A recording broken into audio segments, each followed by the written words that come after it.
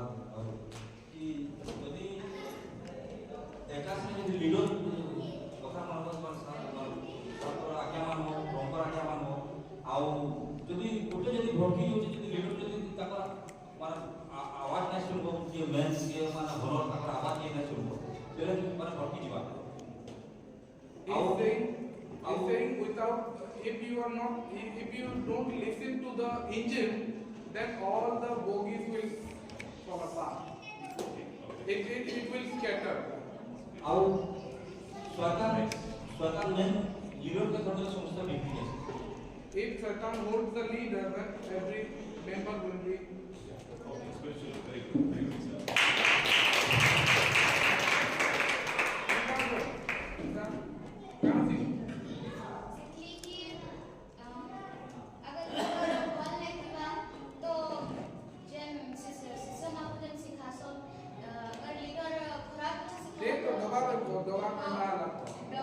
Engine जब engine बगा नहीं मान लेबे माने जे चलावा तार कथा के नहीं मान लेबे डबा तो बिखरी ही जीवा अगर से माने बोल सिखा में कि यारे जो अगर से माने सुनबे तो ठीक रहा है जुमे करेक्ट रहा सारे जुमे जन्ने की परमेश्वर if they will hear the engine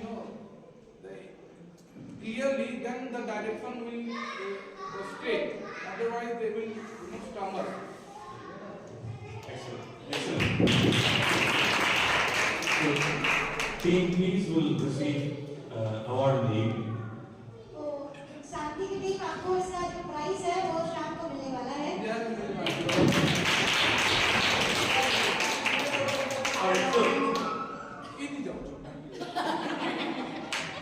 When I was thinking about this game, I thought जब मैं इस गेम के बारे में सोच रहा था I was thinking what can come out as a learning from this game. तो मैं सोच रहा था कि इस गेम से हम क्या सीखेंगे Number one, as you rightly said, you should listen to the leader. पहली बात कि हमें हमारे अगुओं को सुनना है But before that, the leader should be very clear. लेकिन इससे पहले लीडर को भी पता होना चाहिए कि मुझे क्या कहना है उसको पता होना चाहिए So, before that, he should have a team meeting with all the team members. Right. Explain what is going to happen, what is the vision of that particular Yes.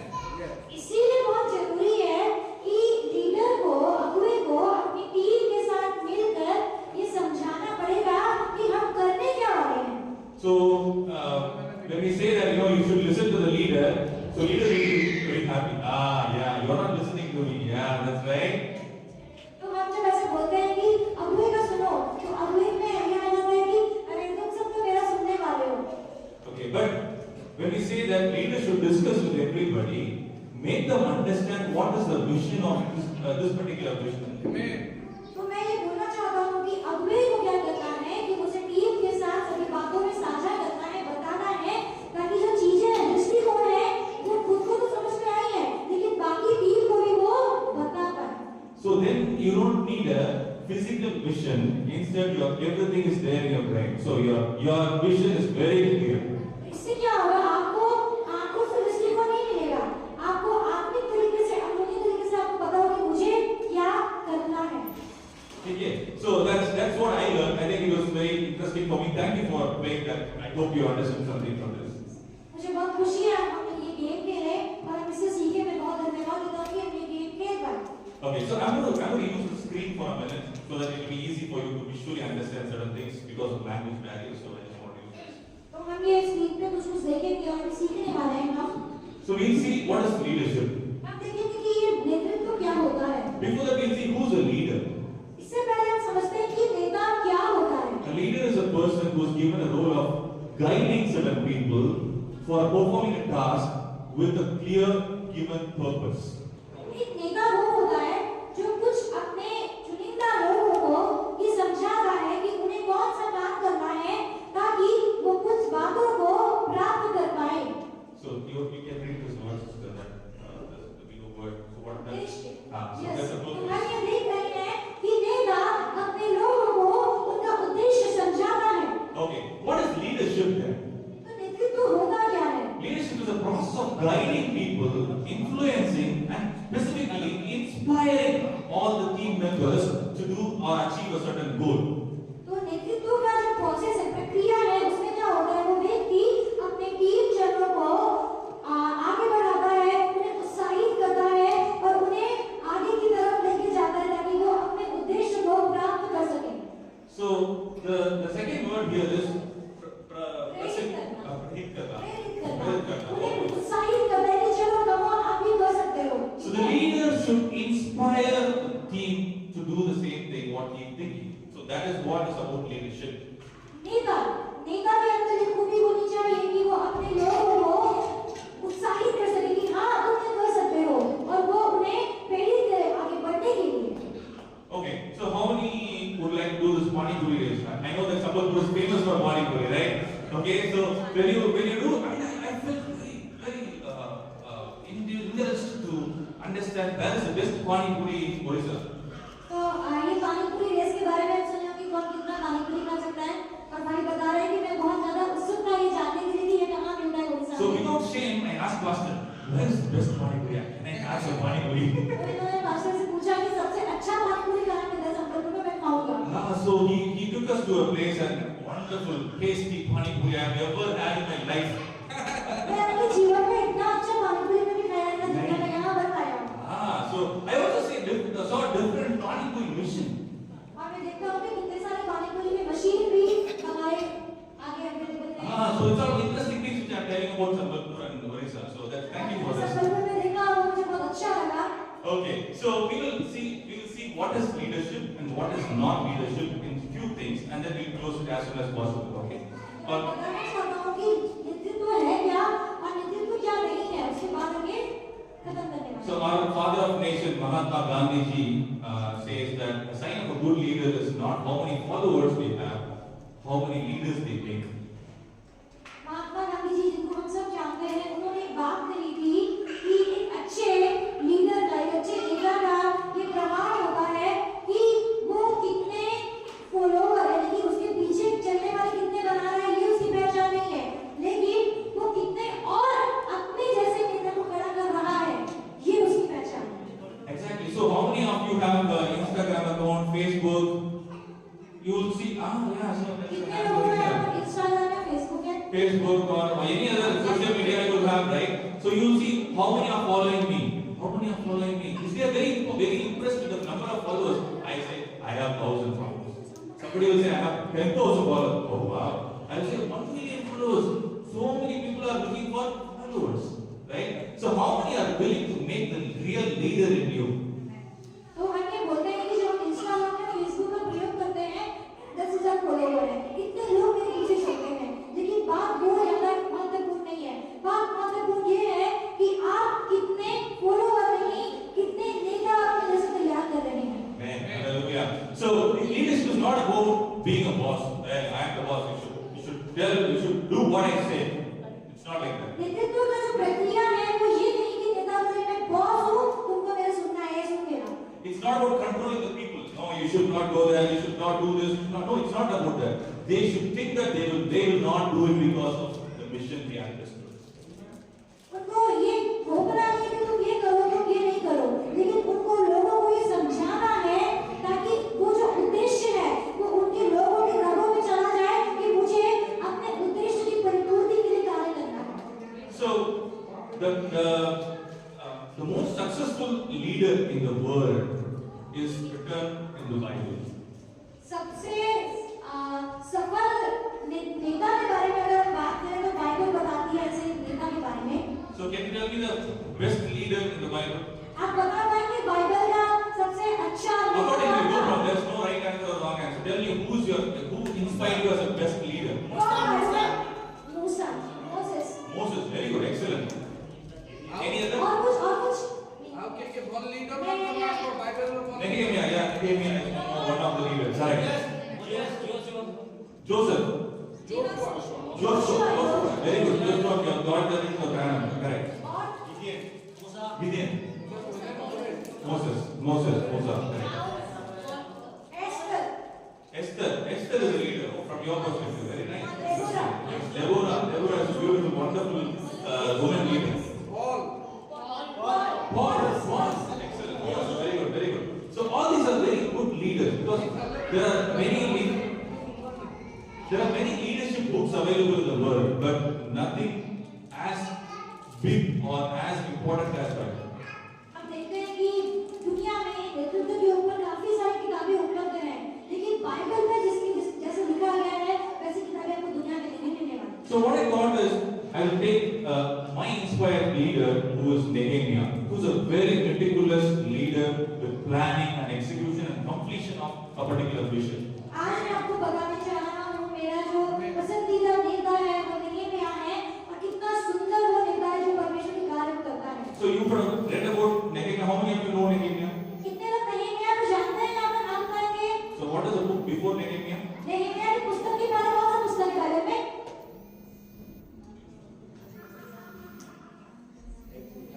Ezra, Nehemiah, Esther. Okay? Okay, let's get to Nehemiah chapter 1. Okay? So I'm going to just give you a brief about what happened in the life of Nehemiah, and then we'll go slowly into the books. Okay? So what happened? Nehemiah was inside a king called Astas. नेहेमिया की पुस्तक निकालेंगे, पहला अध्याय। Okay, so he was in the kingdom called Artaxerxes. He was a king, and then he was living in a palace called Susan Palace. Okay, while he was living in the palace, he was a cupbearer to the king. अरसोस के राज्य में क्या था? नेहेमिया काम करता था, ठीक है? और नेहेमिया उस राज्यकाल में जब काम कर रहा था, तो राजा का ना वो पिलाने वाला था, मतलब कुछ भी ड्रिंक वगैरह होगा ना, तो राजा के लिए पहले वो खुद टेस्ट करेगा, फिर राजा को पिलाएगा। राजा के अंदर काम करता था नेहेमिया। So he was doing this activity, and he heard a news from his hometown, which is Israel, because they are all captives inside another place. They left Israel and they came to another place and living in a kingdom which is not theirs. तो नेहेमिया के काल में क्या हुआ था कि सबको सब बंदी बना लिया गया था, और बंदी बना के ना उसको एक अलग जगह में रखे थे। वो अपने राज्य से अलग थे, इस्राएल से अलग थे। तो वो वहां बैठकर राजा के शासनकाल में एक खबर सुनता है अपने इस्राएल के बारे में।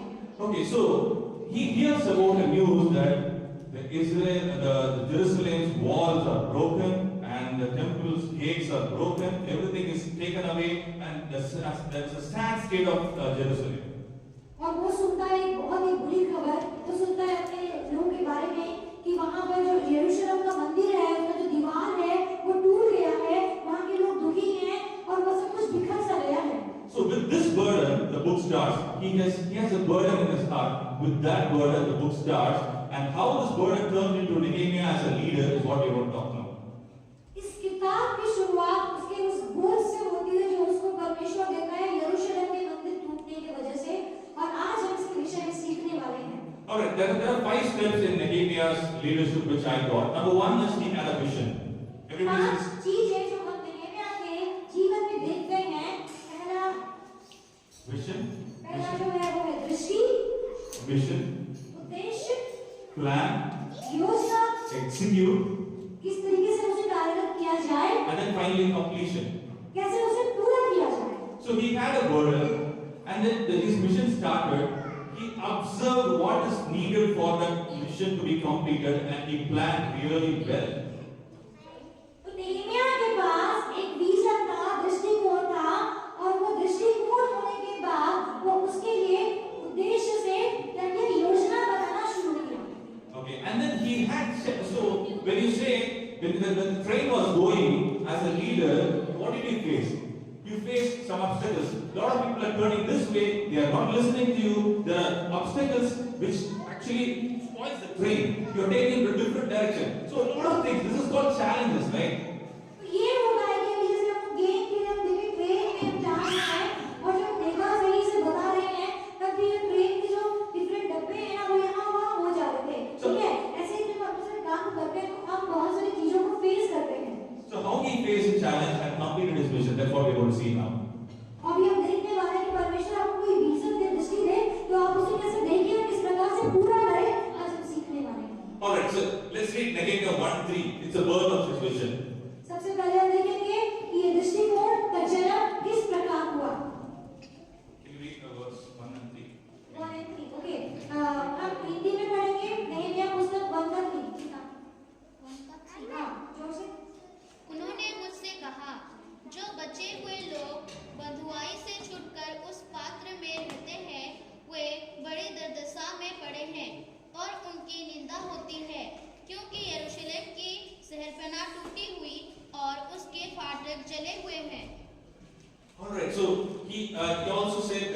he heard and then started down weeping about it and mourning and fasting. So basically, he was in a place of a king, but he had a burden for Jerusalem. यहाँ इस वचन का इस प्रकार से देखते हैं कि उसे एक खबर मिला जो बहुत दुखदायी था। जब उसे ये पता चला कि यरूशलेम का जो मंदिर है टूट कर बिखर गया है, वो एक खबर सुनकर रोने लग गया। सुनिए और समझिए कि वो एक ऐसी जगह में है जहाँ वो राजा के पास है, लेकिन उसके अंदर एक बोझ है अपने यरूशलेम के लिए। आपके राजा के पास है, ठीक है? Where are you right now? आप किधर हैं सोचिए। Wherever you are, God has put you in that place, in Sambalpur, or in this particular village, or in this particular place where you work, or where you do your cleaning, where you do your actual computer work, whatever the work you're doing, God has put you in that place. परमेश्वर आपको अपने स्थान पे रखा है, जहाँ पर भी है, जो भी काम करते हैं, संबलपुर में है, जहाँ भी कंप्यूटर वर्क करते हैं, परमेश्वर ने आपको उस स्थान पे रखा है। There is a reason behind it. उसके पीछे एक कारण है रखने का। There is a God who has formed you in mother's womb. He knows everything you have to do right now. परमेश्वर ने आपको अपने माता के गर्भ से रचा है, वो जानता है आपके बारे में, वहाँ रखने के बारे में। It's a famous verse, right? There's a verse called Psalms 139 and 16, which says, all the days are written in His book of life.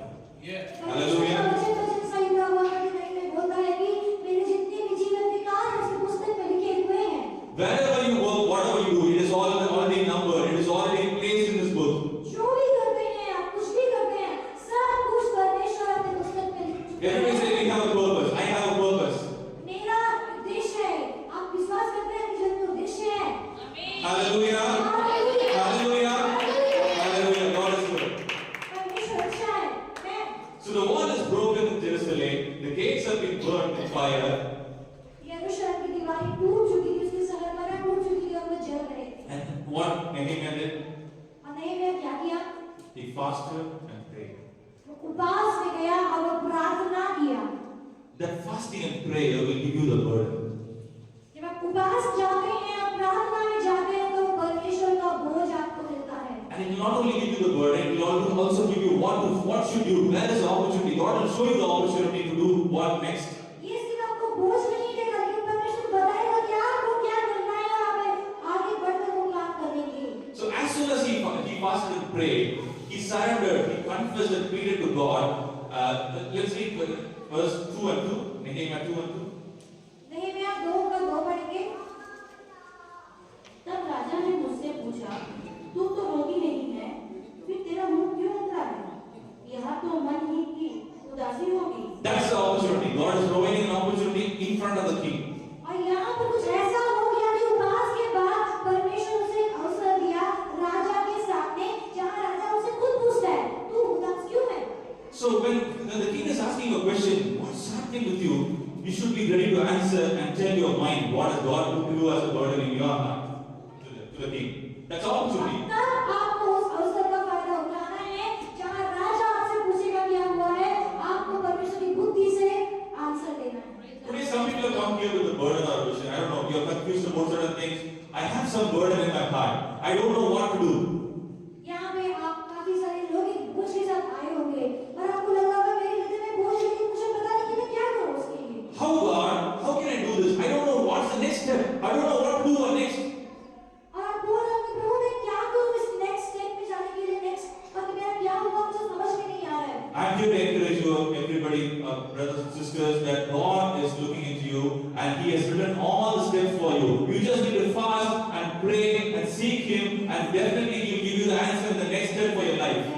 परमेश्वर आपकी सारी बातों को जानता है बहनों और भाइयों, परमेश्वर आपके लिए प्लानिंग करके रखा है। आपको बस दो चीजें करनी है, प्रार्थना और उपास, फिर परमेश्वर आपके उद्देश्य को जारी रखेगा। He told everything to the king, and king said, okay, you take everything and I'll give you the letter so that you can go and build the Jerusalem walls. और जब उसने नehemiah ने ये सब बातों को राजा को प्रकट किया कि इस प्रकार से हो गया है यरूशलेम में, तो राजा उसकी बात सुनकर मान गया और बोला ठीक है तुम जाओ, और उसके जाने के लिए नहीं बोला, उसको पैसे दिए और जो जरूरत था सब कुछ nehemiah के साथ भेजा गया। If a king of a ground, if a king of a earth can do that, our God is a king of kings. Hallelujah. अगर एक दुनिया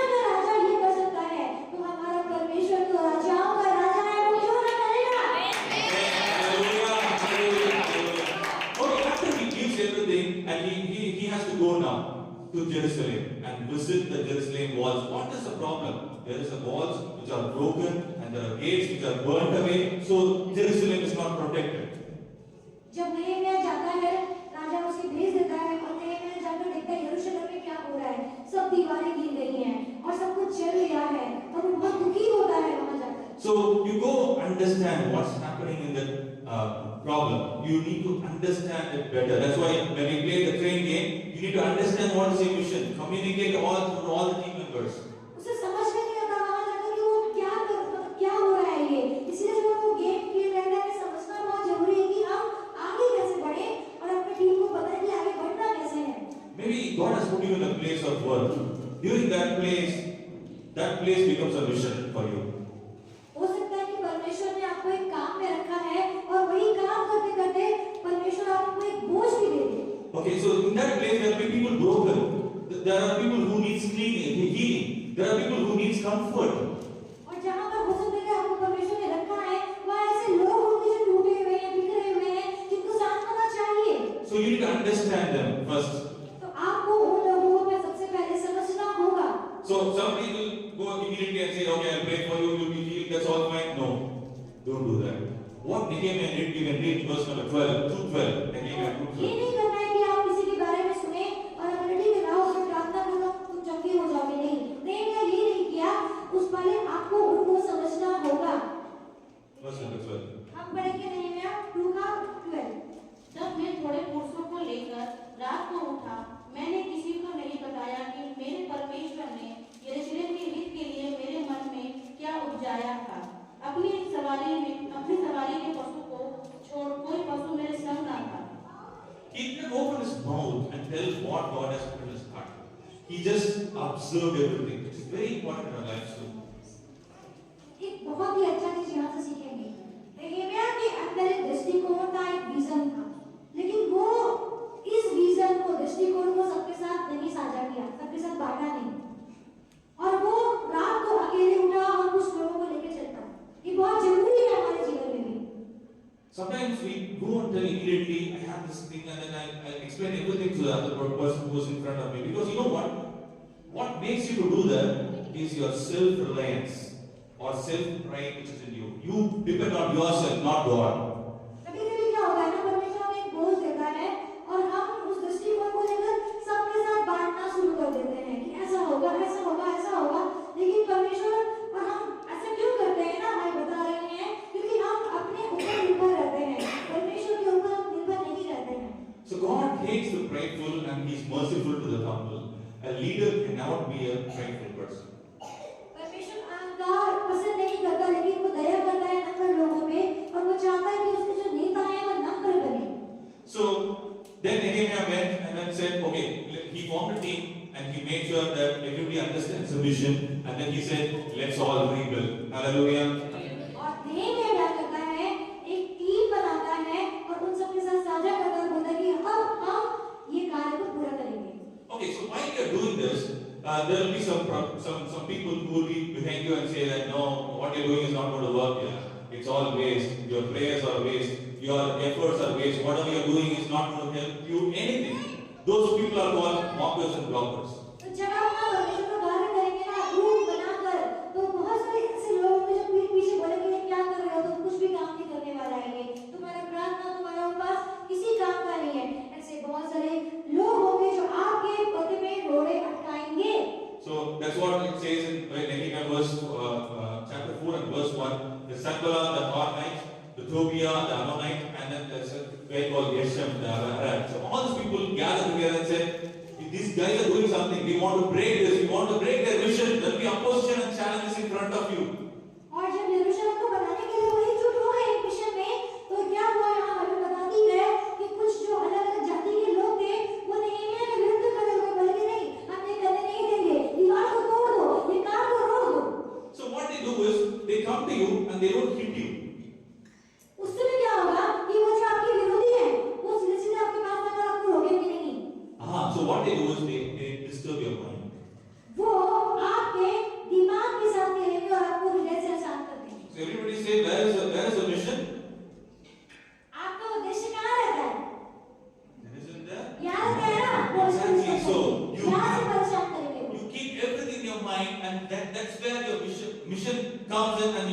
execute the mission.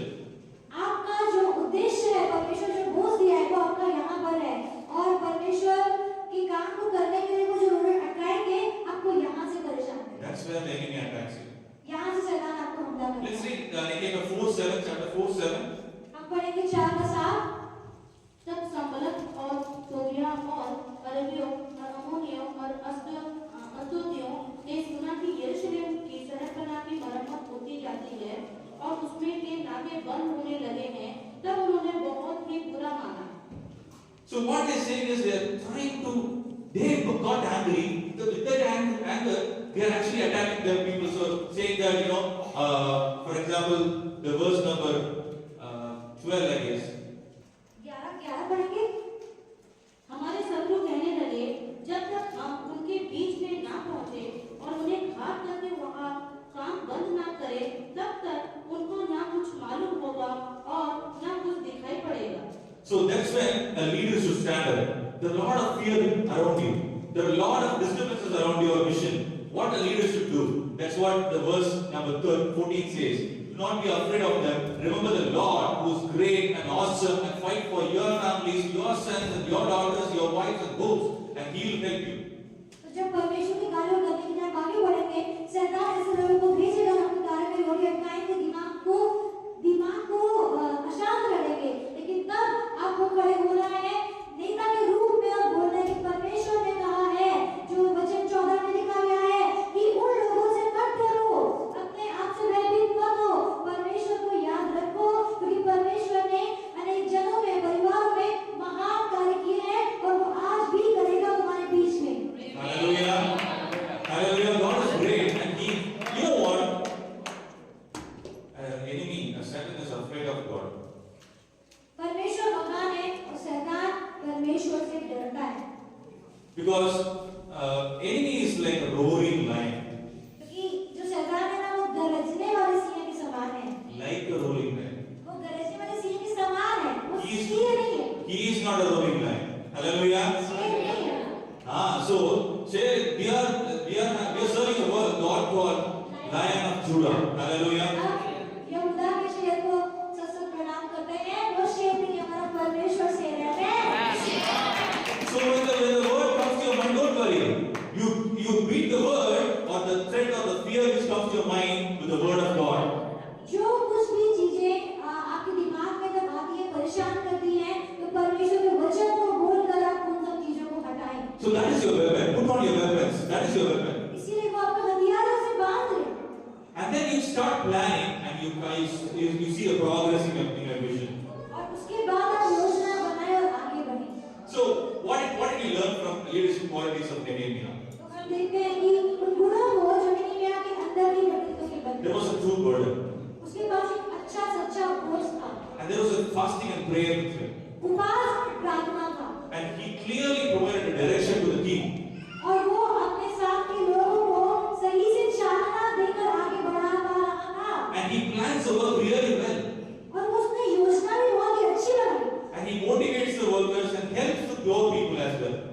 और वो अपने लोगों को बहुत प्रोत्साहन दिया और बहुत गरीबों को मदद भी किया उसने। And he provided the weapons. So he asked everybody to have one hand with weapon, another hand with all the cloths, so that they can build the temple and then they also can fight their enemies. और Nehemiah का बहुत अच्छा चीज ये भी था कि वो अपने लोगों को सिखाया, एक हाथ में हथियार रखो ताकि हमला कर सको, लेकिन दूसरे हाथ में दीवार बनाने का सारा सामान रखो ताकि काम भी कंप्लीट होता रहे। Okay. So, and then he also avoids unnecessary conversations. Because this enemies came to us and said, can you come to my place? I want to talk to you. Then they called that, no, I'm going to write a letter to the king, informing that you are going to spoil this place. Nothing, no conversations he had, unnecessary conversations. Lot of fear was threatened to him, but he never responded to the threats. And he said, I'm going to believe in the God, you are creating confusion. I'm not going to get, yeah, that's what. छठवां चीज हम सीखते हैं कि वो सारी बातें जब वो काम कर रहा था परमेश्वर का, बहुत सारे लोग उसके पास आए, मैं यहाँ पे चिट्ठी लिखूंगा, बता दूंगा राजा को, तो नीचे उतर आ, लेकिन वो ये सबको अवॉइड किया, वो इन सबको अनसुना किया और परमेश्वर के कार्य को करते हुए आगे बढ़ा। आपको भी नेता के समान इन सब कामों को छोड़ना है, जो लोग क्या बोल रहे हैं, उनकी बातों को छोड़ना है और आगे बढ़ना है। He also responded to the right questions. वो सुना लेकिन उन बातों को सुना जो अच्छी थी और परमेश्वर के राज्य की थी। He had no fear. You know why? उसके पास ना कोई भय नहीं था। पता है क्यों? Because he remembered the Lord. All the time he remembered the Lord. That he is in control of the situation. क्योंकि उसने हमेशा अपने यहोवा को याद रखा कि वो सारी बातों को नियंत्रण में रखता है। I am just a tool carrying his vision. मैं तो सिर्फ एक मतलब परमेश्वर के दृष्टिकोण को लेकर चलने वाला पात्र हूँ। How many of you have real burden right now in this place? मैं पूछना चाहता हूँ कि Through something. आप लोगों को यहाँ पे जो बैठे हुए हैं कितने लोग ऐसे हैं जिनके पास सच में परमेश्वर का दिया हुआ बोझ है सच में? There is a leader in this room. There is a leader. Everybody has a leader in them. आप सब एक नेता हैं और मैं जानना चाहता हूँ कि परमेश्वर का कितने लोगों के अंदर एक बोझ है जो परमेश्वर ने आपको दिया है। Can you just close your eyes for a moment? क्या आप अपने आंखों को बंद करेंगे थोड़े समय के लिए? Just come to the Lord. Lord, maybe I am not having clear vision. Or maybe I have a vision. I don't know what to do next. बोलिए परमेश्वर मेरे पास अभी एक सही दृष्टिकोण नहीं है। क्या कोई परमेश्वर मेरे पास दृष्टिकोण तो है लेकिन मुझे नहीं पता कि मुझे आगे क्या करना है। But I am in the middle of my mission, Lord. There are a lot of challenges. The enemy is attacking me in the left, right, and center, everywhere. परमेश्वर मुझे हर जगह से शत्रु परेशान कर रहे हैं। मुझे हर दिशा से वो परेशान कर रहे हैं। मैं क्या करूं परमेश्वर? But Lord, give me the spirit of Nehemiah. लेकिन परमेश्वर तू मुझे आज नehemiah की आत्मा को दे To have the clarity in his mind ताकि मैं अपने दिमाग में सारी बातों को लेकर साझा हो पाऊं। about your mission, Lord, not his mission. क्योंकि परमेश्वर मैं अपनी चीजों को पूरा करना चाहता हूँ परमेश्वर। Let me fast and pray and then break all the barriers and complete your mission. होने दे परमेश्वर की मैं प्रार्थना और उपवास के साथ परमेश्वर सारी दुविधाओं को तोड़ दो प्रभु। In Jesus' name I pray. यीशु के नाम से मैं प्रार्थना करता हूँ। The good news, hallelujah. The good news is Nehemiah completed his mission in 52 days, exactly 52 days. अच्छी बात यह है कि नehemiah ने कार्य को खत्म किया सिर्फ 52 दिनों में ही। Hallelujah. If God gives you a vision, He'll ensure that you go and find the destination over there. अगर परमेश्वर आपको एक दृष्टिकोण देगा तो परमेश्वर उसे पूरा करने का रास्ता भी बताएगा। All right, hallelujah. Okay, let's just go a little bit slower here because I want to talk about a best leader in the Bible, which is Jesus Christ. सबसे अच्छे लीडर जो बाइबल में है यीशु मसीह उनके बारे में सीखेंगे। Okay, so what Jesus told was, even though he was a powerful person, he never said that I am the boss. No, he never told that.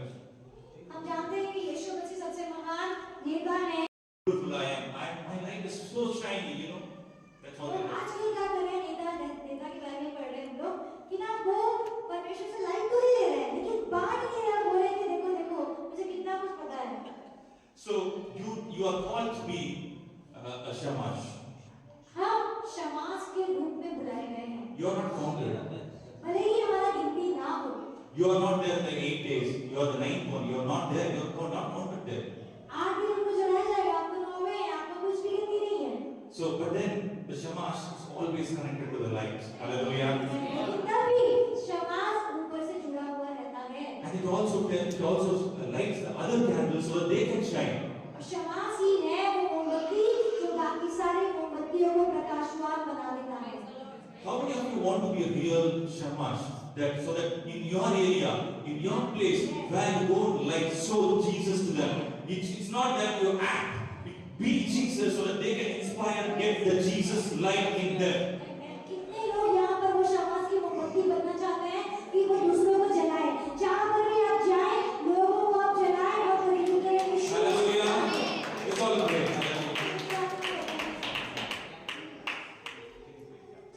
चलिए प्रार्थना में जाते हैं और बोलते हैं प्रभु मुझे शमास बना ताकि मैं दूसरों को जला सकूं। मुझे वो मोमबत्ती बनाए परमेश्वर।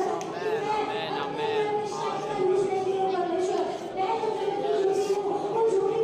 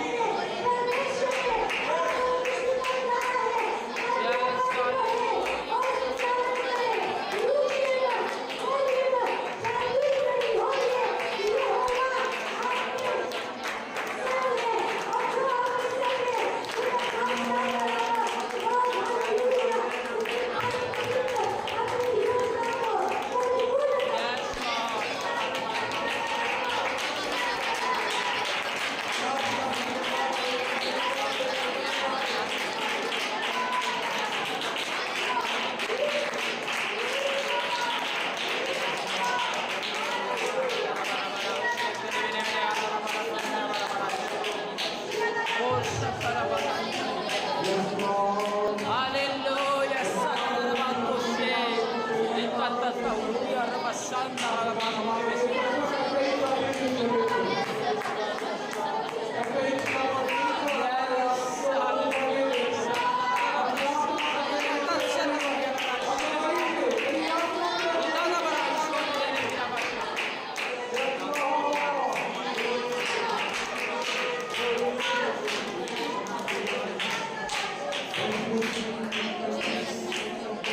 hallelujah. Yes, hallelujah.